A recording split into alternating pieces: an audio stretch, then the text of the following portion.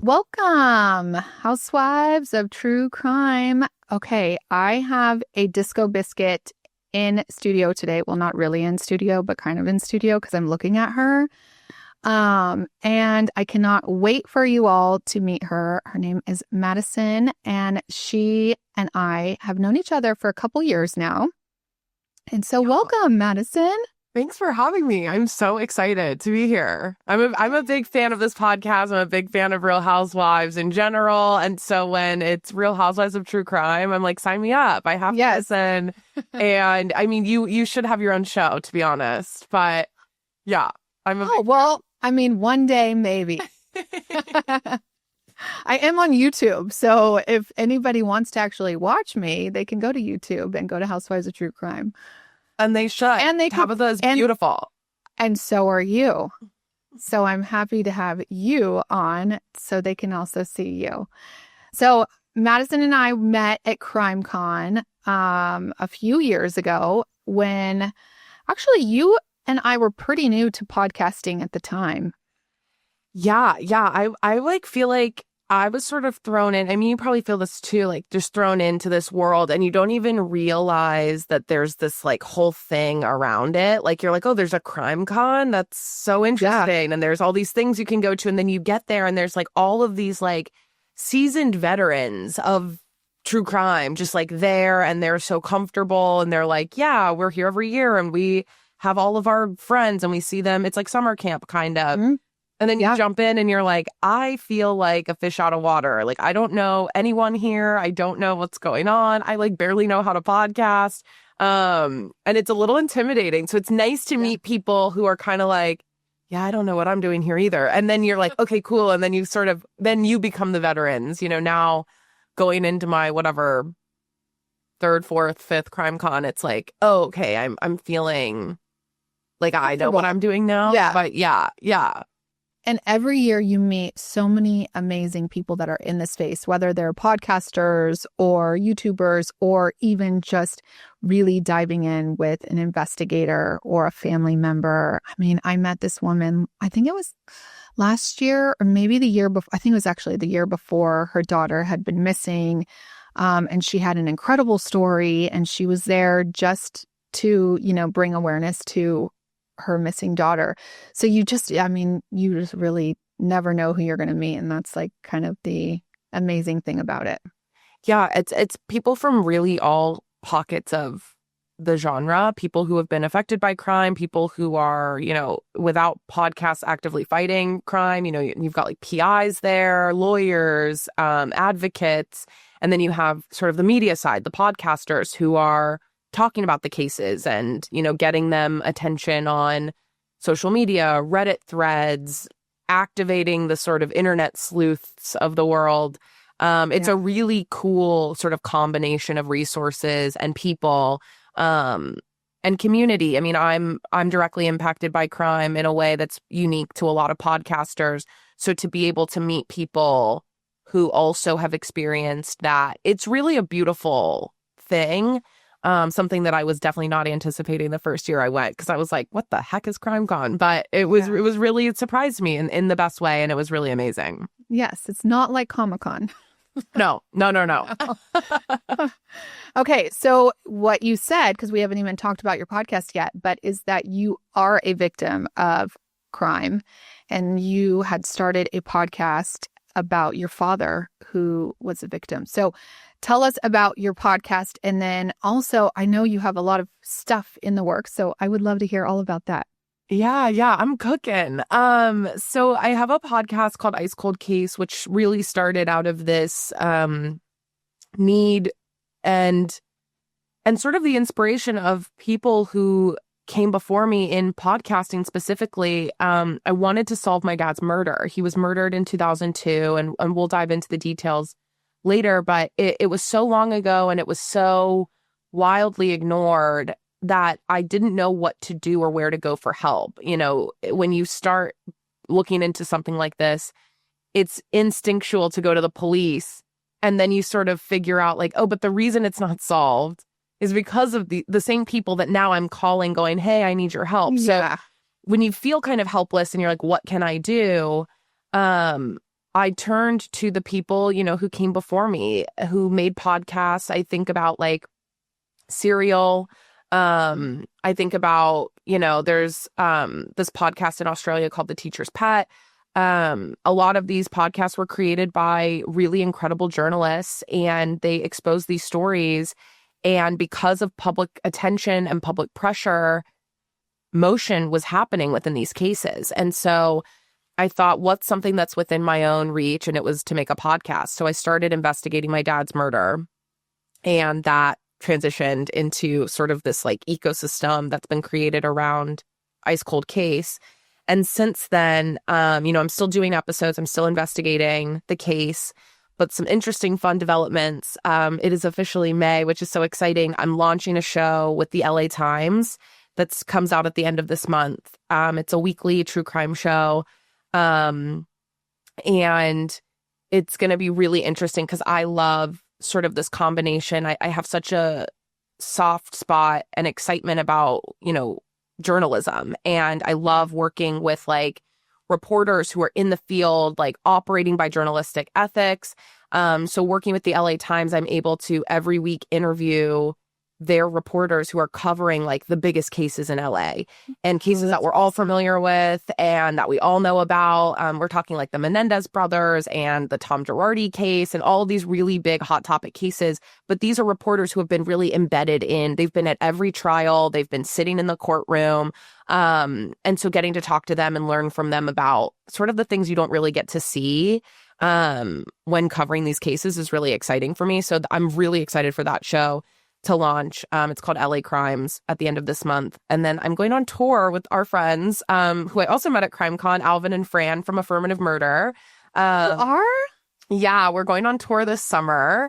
Oh my God, so fun. We're so excited. It's been quite a journey. We're like independently planning and producing this tour. And so it's been really interesting, but it's been really fun. I mean, they're like the best people to work with. And so we are going, I think, to like 14 cities. I mean, it's insane. I mean, we're really like biting off a lot. But we start. Are you coming to Dallas? We are coming to Dallas. Yeah. Well, can I pop in? I want to Yeah, we're coming to Dallas on, let me see what the date is for Dallas. It's not for a while, so we have time. But October 25th, we'll be in Dallas. Okay.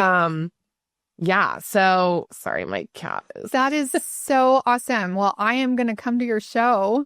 Yeah. Oh my God. Yeah. Maybe I'll make a special appearance. Yeah. Yes. You should be a guest. Yeah, it's going to be really fun. So we're really excited about that. And we start that in like 2 weeks. So we're doing like one weekend kind of a month, and the weekend is going to be a big sprint, but we're starting with Portland and LA. I'm really excited, and it's going to be fun. So yeah, we're really excited about that. And yeah, it's just like, I wanted to do something. My podcast is so serious, and I feel like the LA Times show has allowed me to have a little bit more like personality and talk to people like, regular, like we're talking right now. But I don't really get the opportunity. Like you have such a unique opportunity with your show where like you get to build a community, and I have that, but it's not based around anything outside of my dad. Like my listeners don't know like what kind of food I like, or if I prefer Pepsi over Coke or anything like that, because we don't have that relationship, because I don't talk about that stuff on my show. So these live shows will be a really fun way to like meet people in person and like get to know, people who listen to the show and what they like and what they do for fun and where they live. And I am really excited I'm a big connector. I love just like being in person, connecting with people. And I'm excited about that. Yeah. I love that. And it kind of brings me to what we were talking about before we started, is me going solo. But now I have the opportunity to bring a bunch of people that are in my world that everybody else doesn't know yet to my show. And so I brought friends on, I brought listeners on so far. I love that.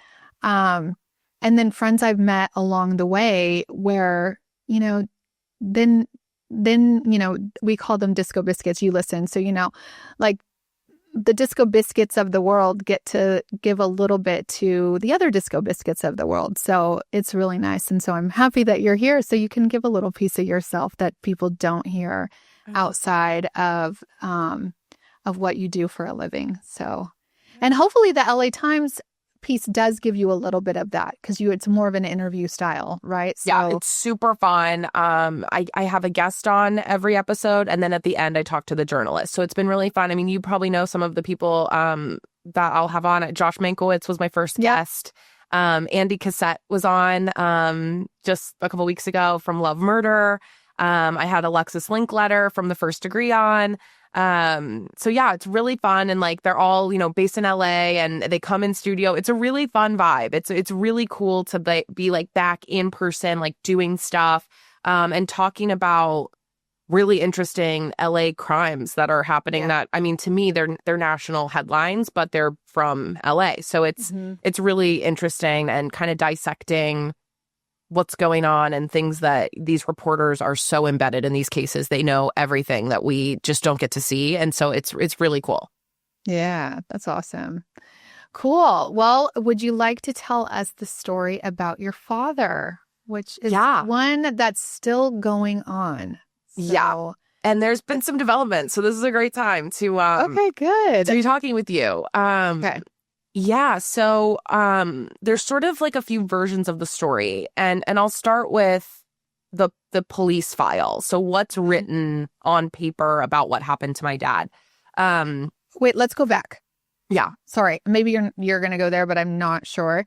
But when you were little, you didn't know. Are you going to talk about this? I'll start with that. Yeah. So when my dad was murdered when I was 6.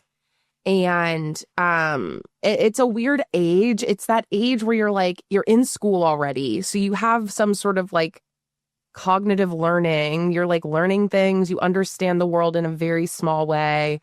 I always frame it like I was in the first grade when 9/11 happened. And this was like right before that. So I think also if you were in elementary school when that happened, your brain developed a little bit faster as far as tragedy because you were watching this happen at such a young age. And this was right before that. This was in the summer before. So my dad was murdered and my family didn't really want to tell me what happened, which is completely fair and valid given the fact that I was so young. So they told me instead, and this is where things get a little complicated. Instead of just saying your dad isn't with us anymore and we can talk about it when you're older, it was like, let's just fabricate this whole story. So they told me that my dad had a heart attack and that's how he died when I was 6. And that's what I believed for my entire childhood. I was 16 when I then started to ask some questions to my mom based on this very visceral gut feeling I had that something wasn't right. And that's when my mom broke down and told me that my dad was murdered. And that sparked a lot of like internal family turmoil because I was very upset and unsure. Were they ever going to tell me? Was that ever the plan? Were you just going to let me think this for the rest of my life? And now keep in mind, my dad was murdered about 2.5 hours away from where I grew up. Okay. So when I'm talking to my friends and my friends' parents. Oh my gosh, they all know. They all know. And I'm going, oh, my dad had a heart attack and died. And they're like, sure. Yeah, like, they're what? like, And so it was like, to find that out and then sort of replay every moment I've ever told this story going, I look like an idiot. I know, it was but just you were a child. So like, they're all trying to have this like face like, I mean, sweetie, it was in newspapers. Like, it was just like so embarrassing. But yeah, it was this moment of like, oh, I've been completely lied to. And I can't believe looking back now that nobody sort of spoiled it kind of in the way that like, kids are mean in elementary school and they like ruin Santa Claus and they ruin Easter Bunny and it's your mom, it's your dad. Like, I can't believe nobody sat me down at any point and went, oh, your dad was murdered. Right. But nobody told me. And yeah, then there I was, 16, about to graduate high school. Like I was a couple weeks away from graduating high school. And my mom broke it down for me in a Buffalo Wild Wings. And I've never had meat Oh, no way. I've been a Feel bit like I'm never going to eat chicken again. so that's a fun little tidbit, but um yeah, it was life changing in ways that at the moment I didn't even fully understand. I'm 29, I'll be 30 this summer, and it's so weird to think that that was when I was 16. Like almost half of my life has been spent now knowing the truth. And um it's very weird to think about that moment being such a pivotal. I think about the movie Everything Everywhere All at Once, where like everything shoots off from one thing happening or not happening, and how my life would be so different if that day didn't happen. But here we are, and that gets us perfectly to 2020. I was sitting at home during the pandemic. I was really itching to do something. I had no job. I had no money. I had no friends. I was living in Portland, Oregon. I had moved there for a job, and then the pandemic happened. I'm in a studio apartment in a city where I knew basically no one. And I was like, what can I do with my time?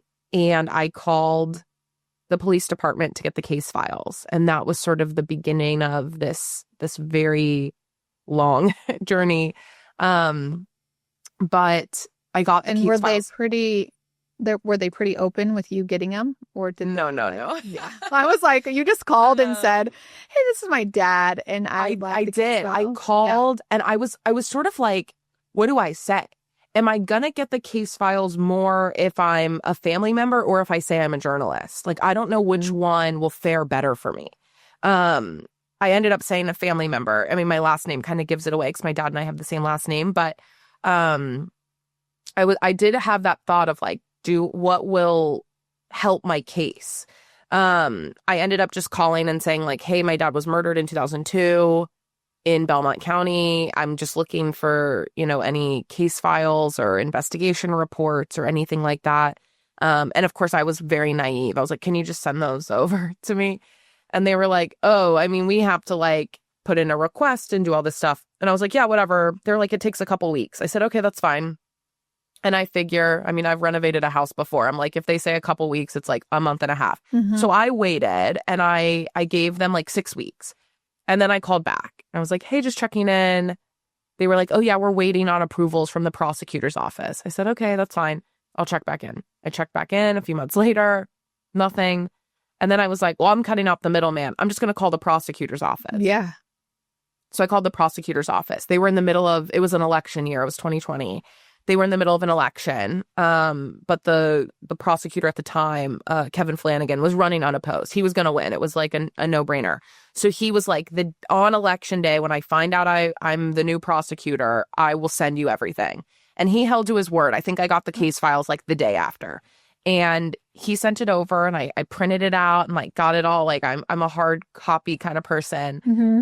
And don't worry, I didn't waste many trees because my dad's entire murder file was 36 pages. Wow. Yeah, I think that like my friends who have been pulled over for speeding have like a bulkier case file than my dad's murder investigation from 20 years ago. So it was really disheartening to find out that what I was waiting for, that I thought was going to take me, I'm going to be highlighting and going through like 10 pages a day for a year, was going to take me like a couple days. So I read through the case file, and it's really weird to read about a family member from the context of a police officer writing about their death with no emotion whatsoever. Mm-hmm. So that was really hard.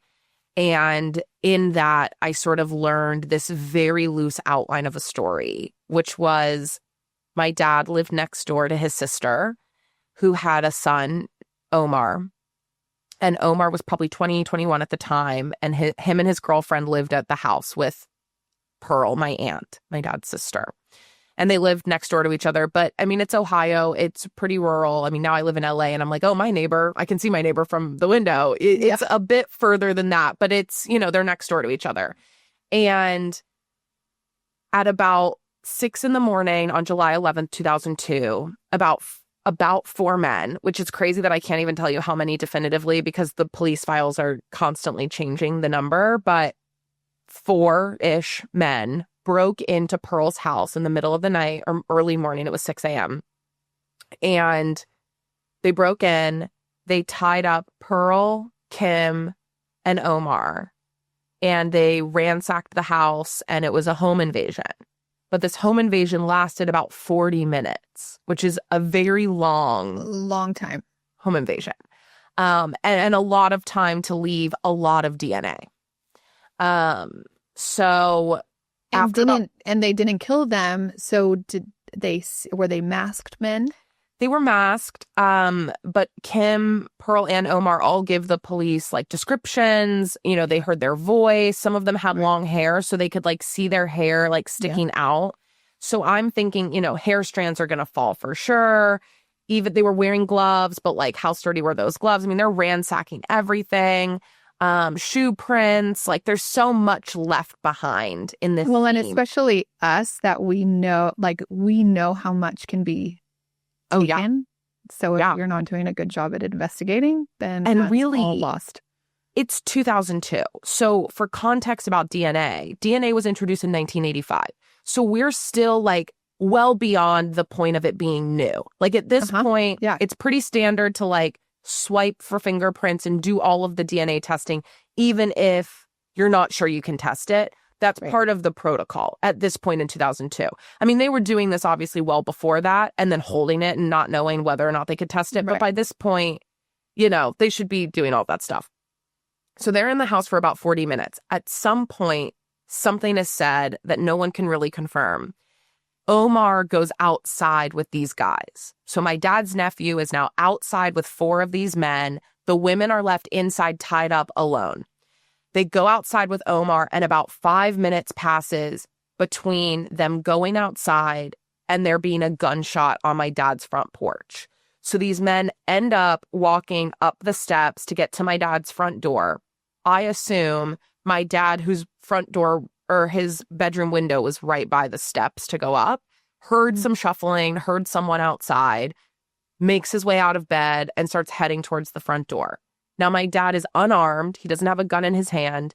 He's just in his like boxer shorts. Like he just got out of bed and he's walking towards the front door. He's not at the door yet. The door is kicked in by these guys. 1 kill shot to the head. My dad falls and dies. And they leave. They don't enter the house. They don't steal anything. They don't grab a necklace off my dad's neck. They don't do anything. And 1 kill shot to the head, I've spoken to a lot of experts at the range that it was not like close range, is pretty difficult. And that was it. They left. My sister was asleep in her room. She heard it. She waited about 45 seconds because she was pretty scared. I think she heard the footsteps going down, so she assumed that they had left. And then she went out into the living room and she called 911. And that 911 call is heartbreaking. Yeah. She calls 911. How old was she at the time? I forgot. She was 16. Okay. Yeah. So she's like, you know, old enough. I can imagine. Yeah. I mean, old enough that like completely changed her life. Yeah. In really dark ways. So she can't see anyone outside, but I also don't think she was like, I don't think that was her priority. I mean, I do think she looked, but she said she doesn't see anyone. But I think she was very much like, I mean, on the phone, I mean, she tried to like resuscitate my dad. I mean, it's really sad. Like she tried to save him and she was like, I think he's dead. And what's really heartbreaking is he probably wasn't quite yet. And I'm almost certain my dad would have heard Alyssa like trying to save him, which is just so sad. And so she calls 911. That's the first 911 call. Then Kim, who's inside the house, Omar's girlfriend, who's tied up, hears the gunshot next door and is like, adrenaline hits her and she thinks it's probably Omar. She thinks it's Omar. She breaks free from the phone cords and she hits the home alarm system. So now 911 has gotten this call and a home alarm system from next door. Then about 3 minutes later, Omar has now escaped these guys and he runs not back to his house where his mom and his girlfriend are tied up, but past the house to the end of the street where there's a brake shop. And he calls 911 from the brake shop. And he's like, my house, like someone broke into my house. They've tied up my mom. They tied up my girlfriend. He never mentions a gunshot. He never mentions that they went to his uncle's house. He doesn't bring up any of that. And that's the third 911 call. And then the police arrive. And the first place they go is Pearl and Omar's house, where there was a home invasion. And they don't go to my dad's house first. And which is very weird to me. They secure Omar's house and then they go next door and get my sister. That's insane.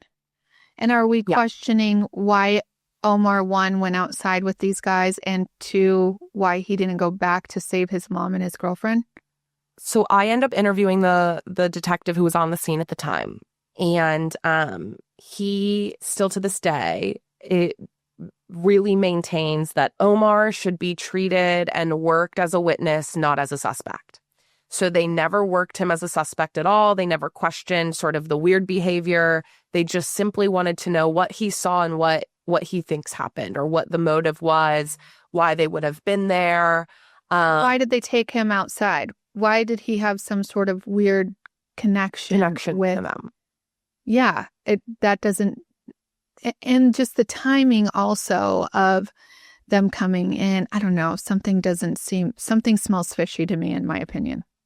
Yeah. And it gets weirder.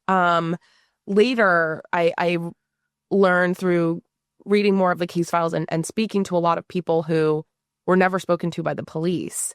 The owner of the brake shop reached out to me like a year and a half ago, after he heard the podcast, the first part of the podcast. And he was like, I owned that brake shop, and I'm the one who handed Omar the phone to call 911. And he was like, when I saw Omar, he was shirtless, wearing like purple shorts or a weird color short. When the police got there, Omar was wearing something different. So he had changed clothes before the police arrived, which to me is so strange. Oh, it is strange, because I've been in situations where I've had to call 911 and had chaos going on at the time. And a lot of people, even if you're not in that situation, but you're in an earthquake or something, when there's some sort of traumatic event going on, the last thing you're thinking about is putting something else on. You know, it just isn't it's not in your adrenaline's going, your heart is racing. You are, kind of just, some people freeze in fear, but some people kind of just, and I'm that person that just kind of runs around with like a chicken with my head cut off. I mean, I think about, I was in LA during the fires, and, when we get that evacuation notice, it's like, you're like, I am very fortunate. I have a home in Joshua Tree, so I went there. And I'm looking at the bag of stuff I grabbed, and I'm like, I hope my house doesn't burn down, because what is that? Why did I grab the most random, like you're just like, whatever, I'll grab all this random stuff. I grabbed things like I never use, and then I grabbed like, it's just, you just aren't really thinking like that. And the last thing, I definitely didn't change clothes. I think I was still wearing my silk pajamas, like in the car driving with my cat. You're not thinking about that kind of stuff. And there's so many weird things, especially from like a level of, safety and precaution. Mm-hmm. And I don't conform necessarily to like gender roles or whatever, but Omar is the man of the house. Your mom is inside. Your girlfriend is inside. These men are sort of at large still. And you're going to run past the house to go to the brake shop to call 911 instead of going back to like, make sure they're okay, make sure these guys aren't back inside with them. Like, that seems really strange to me. And also, when you call 911, you're not going to say, and there were gunshots. Like, someone might be dead. That would be the first thing. Like, yes, a home invasion is terrifying and scary, but I think the first thing I would say is, like, you need to send a medic because someone might be dead. And so, his whole 911 call is suspicious at best. And it doesn't get any better. I mean, he constantly changes his story. He goes from saying there were 4 people there were 6 people there were 2 people there. The descriptions of them change. It's never been the same story a single time since he's told it.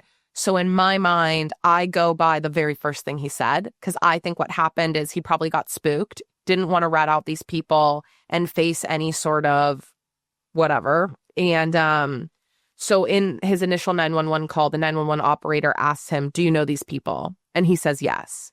And after that, he continues to say he doesn't know who it was. And so I believe that like that first thing that he said is probably the closest to the truth. Yeah. So I get this, right? I get this case file, and that's all I have. I don't have context. I don't have anything. I just have this 36-page case file, and it's like, all right, good luck. Like, solve your dad's murder. Let me ask you. So Omar is technically your cousin. Uh-huh. And within this 10 years that you didn't know, well, actually, no, because now you're older, even than when you just found out that he was murdered. Now you're older. You had no idea that Omar really, I mean, and let's just allegedly in our minds, is a suspect here. Yeah. No idea. No idea. And so you get this and you're like, holy shit. Like, the one person that I'm going to think, and me not even being part of this case at all, but do a lot of true crime, like, he's the one person that I would say 100% that guy knows what happened. 100%. And there's no doubt in my mind about it. I know beyond a shadow of a doubt that Omar knows what happened that day. Now what gets crazier is this is a very small town, and this is a very small community. We're talking like the drug dealing community of Belmont County, Ohio, which is, in my mind, after doing a ton of research and spending a lot of time sort of studying this area, one of the most powerful drug communities in the country. We're talking ties to the Sinaloa cartel. We're talking massive federal cases coming through this county. There was just a massive indictment from people trafficking drugs from Las Vegas to Pittsburgh through people deeply connected to this town. So this is like, these people are not dumb. They are smart. And a lot of them are my cousins. So when that comes into play, it's like, what's going on here? And does my family actually know what happened to my dad and like the truth? And I'm just going, hey, can I have the case files pretty please? And I'm doing all this stuff. Meanwhile, my family back in Ohio and West Virginia are like, oh, we know what happened. Yeah. Yeah. And so have you asked them? Yeah. So I started making some phone calls, and I ended up flying out to meet with a lot of these people in person, mostly because Ohio is a one-party state. So I knew I could record all of my conversations, but they all were very well aware. I mean, a lot of them were fully mic'd. So, we had consent to, like, we had to run a wire up them. A lot of them will say, oh, we didn't know she was recording. And I'm like, I had a mic down your shirt. Like, you obviously knew I was recording. It doesn't matter anyways, because it's Ohio. Yeah. It's like the same as Texas. That's it's like, it's a one-party state, but also like it's not my fault if you forgot you were being recorded, but you consented to me putting that microphone on you. Yeah. And that's what happened. People forget. And then they're like, they're yapping, and then they say something and they're like, anyways, and then I'm like, oh, okay. Yeah. But yeah, I ended up talking to a ton of family members, and this was all before the show came out. So I think too, a lot of people really underestimated me in the beginning. They thought that I was working on stuff, and they're like, she's not going to make anything with this. And I think a lot of people were kind of jokingly going like, oh, what? This is going to be on Netflix? Like, you're not going to do anything with this. And so they just kept talking to me. And I was like, yeah, you're right. What am I really going to do? I have a really powerful bite from the detective who I interviewed. I went to the sheriff's department in Belmont County, and I put my phone in like a cup and I put it in front of him. And there's this hilariously powerful bite where he's like, what? It's not like you're making a podcast or anything. And it was just so like, funny. Oh, yes, sir. I was like, yeah, I mean, I'm like, I don't know. I don't know what this is going to be. I'm just trying to get some info. And now here we are. But yeah, I mean, people were just talking because I think in the beginning they were like, she's a nobody. No one's going to listen to her. And honestly, they were probably right. My dad's case is not a case that would get any attention from anyone. I mean, even now, like, nobody wants to cover this case. Like, you probably won't ever see, unfortunately, a documentary about my dad. You probably won't ever see a Dateline about my dad. Like, it's not the kind of story that people want to cover. And I think the security of the people who were involved rests in, if drug dealers kill drug dealers, nobody cares. So they are protected because of that. And I've been talking with some former FBI agents who have been really wonderful, and I'm grateful that they're willing to talk to me, but there's a word for it, and it's called misdemeanor murder. And it's when they call them no human involved incidents. When a drug dealer kills a drug dealer, or when someone who's considered bad gets killed, they're like, oh, that's just a misdemeanor murder. We won't try them for that. We won't get involved, really. And that's how my dad's case was looked at. And that's why it's taken so long. And that's why people really thought, like, no one's going to listen to anything you do because nobody cares. And I think I used that as fuel and also market research, because I'm like, okay, if they're not going to care about my dad in the beginning, how do I get them to care about my dad? Well, I'm a young, relatively attractive person who has given up now the greater part of my 20s to solve my dad's murder. What if you care because of me? So that's how I framed the show. Mm-hmm. And the show became, I'm investigating my dad's murder, and here's what I have to do to solve it.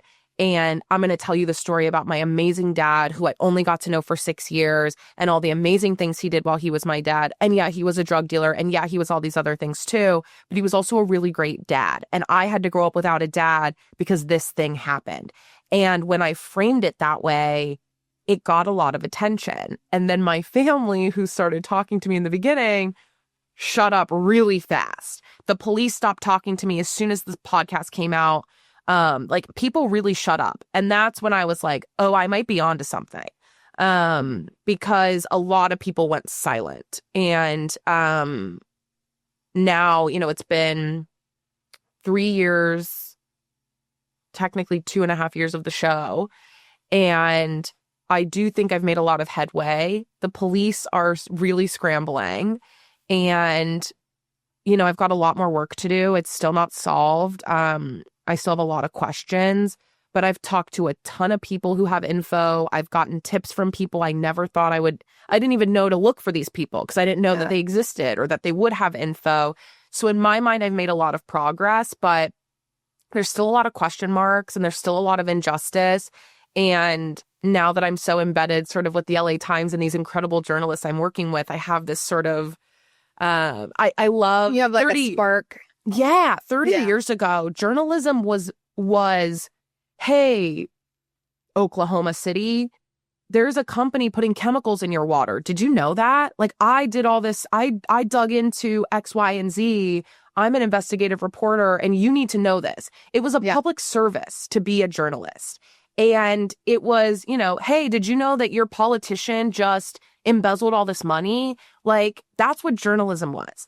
And it's gotten weird and skewed. And now there's entertainment reporting and there's all this other stuff. And our presidential administration really attacks the media. And media has become something completely different than what it used to be forever ago. When I was growing up, when Josh Mankiewicz was fresh on Dateline, it was like, I'm here to help people. They need to know that this is happening in their town or in their world. And I've sort of taken on that approach because now I've uncovered a lot of very weird stuff within the Belmont County Sheriff's Department. And it feels almost like my show has gone from just being about my dad's story to so much bigger than that, because these people in Belmont County need to know that the sheriffs they're electing and the prosecutors they're voting for and the people they're paying their tax dollars to aren't actually doing their job. And it's become a really, big mission of mine to be like, I just want to help the people that this podcast is for. And those are the people like me who have cases that are unsolved and will never be covered by a Netflix doc. And people, this is a tiny county in Appalachia. No one cares. No one cares if they don't have drinking water. No one cares if their people get murdered. No one cares if their cops are the ones doing it or covering it up. No one cares. And I feel an affinity for these people now. So it's sort of taken on a life of its own. So, and, I want to hit back on when you said this misdemeanor murder thing. And And part of me gets it, right? You can kind of take yourself out of it and say like, okay, I get it. However, we are also, when we say we get it, you're also saying that it's okay for this person to do it again and again and again and again and again, and that is not okay.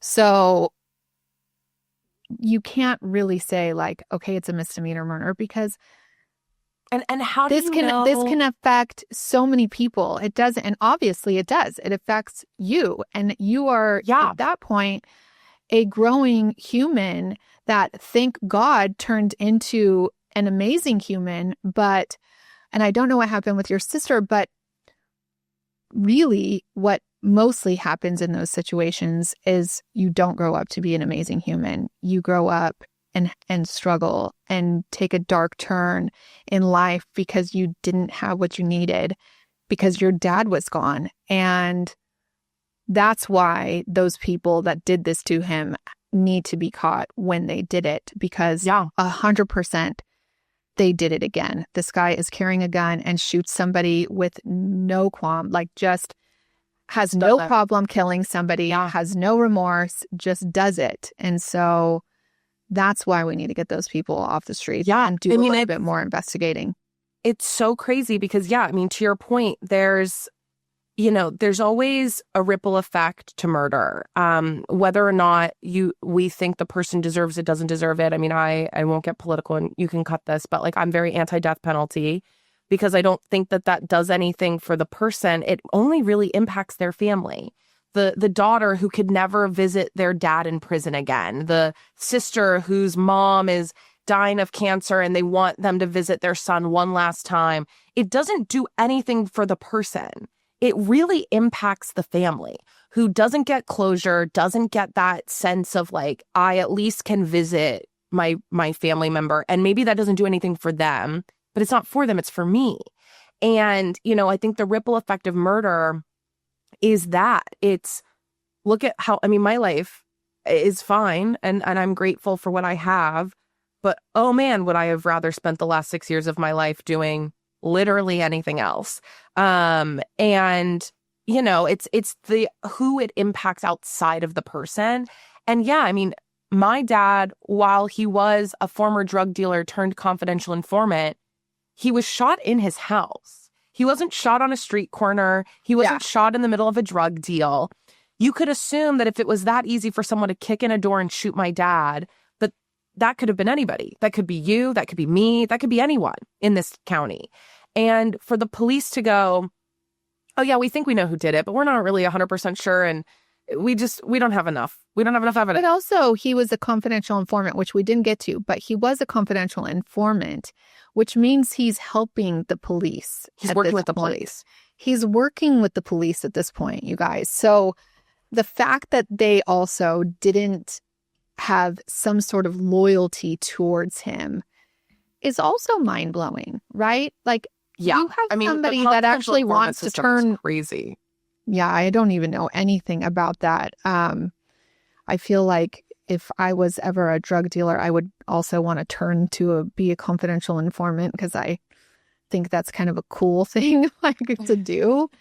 It feels like satisfying, right? Like, okay, you know what? I'm going to actually do good with my life now, which I think is what your dad was doing. I think he like trying to help. He wanted to turn his life around for sure. Yeah. And the confidential informant system is interesting because there's lots of different things in America that are used in law enforcement and investigations. We've probably all heard of witness protection programs, right? Yeah. And then there's confidential informants. And unfortunately, the reality is people who are put in witness protection don't look like my dad. And although he probably was someone who should have been protected in a deeper way.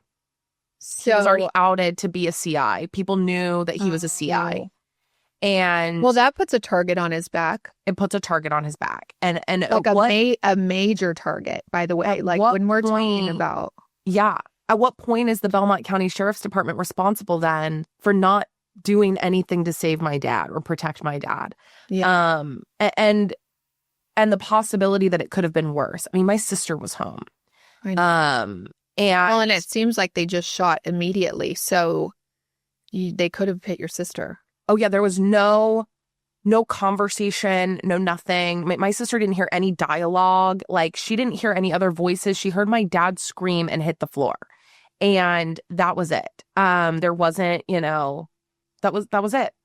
And it's really crazy to think that, when you're I think a lot about like Edward Snowden, just because he, lives in Russia now and is highly protected. Yeah. My dad wasn't granted the same courtesy.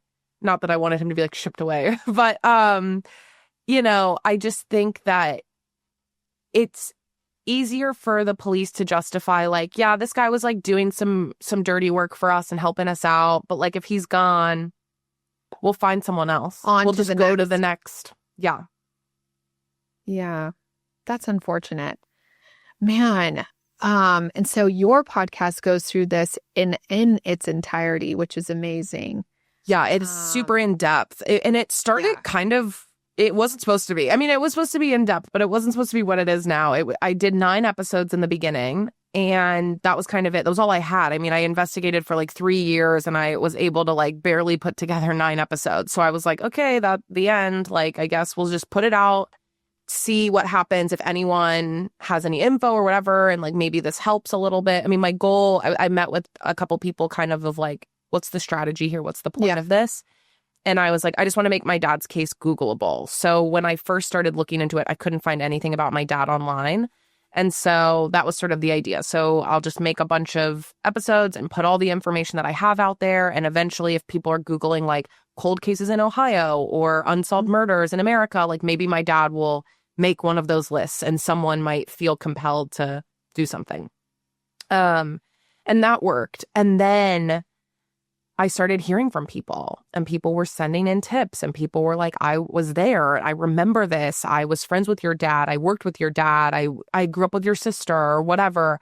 And I started hearing from a bunch of people, and it kind of gave me more stuff to work with. So I started investigating more stuff, and that ended up with 9 more episodes. Yeah. And then I started hearing from really big fish. I started hearing from the main suspect. I started hearing from cousins that I knew info who are in prison. I've never talked to anyone, through a prison app before. And now I've got, a Rolodex of friends behind bars. And that sparked, now I'm in the final sort of installment, which is 9 more episodes. So in total, there's going to be 27 episodes about my dad's murder. Wow. And hopefully that's enough for the police to work with, because it seems like my podcast, every episode's roughly like 15 pages of writing. And I will have the same number of episodes as they have pages of a case file. So I'm like, here you go. Here's hundreds of pages now of research I've done. Maybe this will help you with your. And do you think you know who it is? That changes every day right now, but I do feel I'm between 2 people. And I feel very confident that it's one of them. And you're looking for the shooter, but technically there were multiple people at the scene of the crime and could be held, accountable for the murder as well. And I am trying to identify who those people were, because I actually think, because of the police's sort of botched investigation, not collecting a lot of DNA, not having a lot of physical evidence to work with, the only way this case is going to get solved is through witness testimony. Mm-hmm. So I'm really trying to reverse engineer this and identify who the other people were that were there. Maybe they're in prison for something else. Yeah. Maybe they're rehabilitating their life and they're trying to be on the right path. And maybe that's leverage for them to say, I was there and I'll tell you who shot your dad if I can get a deal. Yeah. And that's sort of the angle I'm working. But I do think I know who did it. I mean, I'm in between these 2 people, and it could have been both of them were there and only one of them was the shooter. It could be that only one of them was there. They are connected to each other in a way. So it's possible that they were both involved. They both have motive. and one is pretty public and the other has been really sliding under the radar. So it'll be interesting to see kind of whose method worked better to get away with it. But And did your cousin talk to you? Sometimes I'll get random messages every now and then. He was really vocal in the beginning. I heard from him quite a bit. Yeah. Then things took a bit of a turn and he either wasn't messaging me or sending me like the craziest things. And now I don't really hear from him a ton. He'll send me like random things every now and then. And I'll ask, like, I'll respond to a crazy message with like a very specific question. Like I'm investigating a specific person who has a really weird nickname. So he'll send me this long message about how much he hates me. And I'll just be like, who's Spoon? And then he won't reply. So you're like, nice to hear from you too. Thanks. Yeah. I'm like, I don't really care what you have to say, but I need to know this. And hope that maybe he answers, but he doesn't. But I mean, I've gotten a lot of death threats from family members. I've gotten a lot of like really weird messages. And I think it all comes back to my dad's murder could potentially implicate a family member. And my family is aware of that and is being really protective. And I think a lot of people know who killed my dad and are enjoying the circus of watching me squirm to find answers while they sit back and go, she's hot, she's cold, oh, she's getting closer, oh, a little too hot, oh, nope, you're going the wrong direction. And they're just watching it all unfold from their couch. But I'm pretty confident I'll be able to solve this case. I think I'm really close. And then it's really up to the Belmont County Sheriff's Department and prosecutor's office to kind of move on that. Obviously, I can't do a criminal charge, but I can file civil charges. Oh, yeah. So if I feel like eventually I have enough evidence, I'm not above taking this to civil court.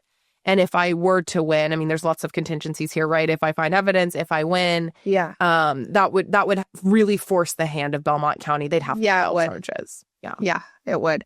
A lot of times that happens even in like fraud cases. A lot of times is where you go civilly first, and then that's when criminal charges come through. That's interesting because of that. The fraud thing is actually something that I have been investigating also on that side, and they're like, okay, once civilly you find enough evidence, then there's the criminal side. Which it's not funny. It's like, hey, do our job for us. Yes, like you find it, figure it out, and then we'll take it from here. And then they're the heroes. You don't get a perp walk in civil trial. No, so it's like, oh, now Belmont County will be, oh, look, they solved the murder of J.C. McGhee. It's like, you're like, what? No. So yeah, it's really interesting. I mean, our whole system is so interesting. I mean, I've learned obviously a lot about it and the weirdness of everything, but yeah, it's really crazy. Wow. Yeah. Well, I think you're going to solve it. I think that one day you will have justice for your dad. I mean, you have been, if you are spiritual at all, I mean, he is definitely rooting you on and helping you through this. I mean, I think you can are you spiritual by any? Yeah. So I would take it as like he's kind of working through you in this. Which is amazing, Thank you. So keep doing what you're doing, girl. You are, I mean, you have a lot going on. I am so proud of you. Are you you're going to be at CrimeCon this year? I'll be at CrimeCon. I'll be at CrimeCon UK and I'll be at CrimeCon in Denver. Oh, you will? Yeah. Oh my God. I am. Yes. Okay. So I was kind of like nervous, right? Because I'm like, now I'm going so fun. Solo UK. Oh, have you been to UK? You've been to UK before? I went last year and it was amazing. Okay, good. Yeah, it was amazing. First time. So awesome. We have a lot of listeners in the UK. And so I kept getting pinged like, Are you going to come? Are you going to Oh, amazing. It is like... so fun. It's truly incredible. I mean, shout out Nancy from CrimeCon UK and Dave and their whole team. I mean, they are truly incredible and it's so much fun. I love all the creators from the UK too. I've made like a ton of friends through like they have like their own sort of circle of creators and they're all incredible. And I love London. I want to live there. I love London. So it's going to be really fun. Good. Okay. Well, then I'm going to see you in like a couple weeks. Yeah. Oh my God. Awesome. I'm so excited. Yeah. Well, thank you for coming on. Do you want to say anything else? Tell us where we can find you. Yeah. You can find me. I'm at Madison _McGhee on like everything. And then the podcast is Ice Cold Case, and that's on everything. We do video on Spotify and YouTube, and then audio everywhere else. And yeah. Okay. And hopefully when this is done, I'll have more to talk about. Yes. Yeah. Awesome. Well, thank you so much. And please go follow Madison. Go listen to her entire podcast. More is coming, so do not miss her. And thanks for listening. Clink, clink.